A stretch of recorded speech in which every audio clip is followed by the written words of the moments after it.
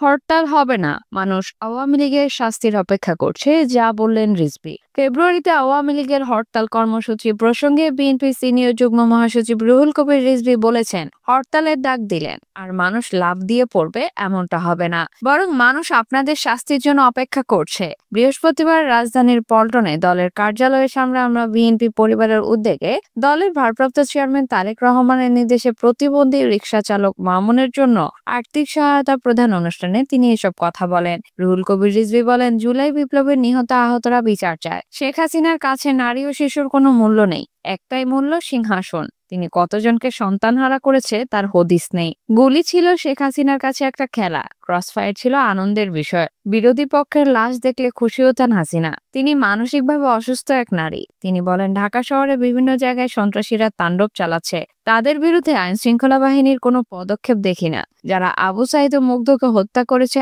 আইনের লোক, তাদেরকে কারা আইনের হাত থেকে রক্ষা করেছে, সবাইকে শাস্তির আওতায় আনা উচিত।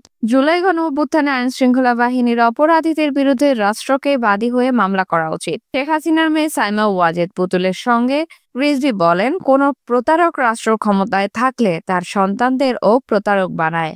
তার উদাহরণ শেখ হাসিনা। কোন নিয়ম কানুনের তোয়াক্কা না করে পূর্বাচলে নিজের সন্তান এবং আত্মীয় স্বজনের প্লট বরাদ্দ দিয়েছেন তিনি।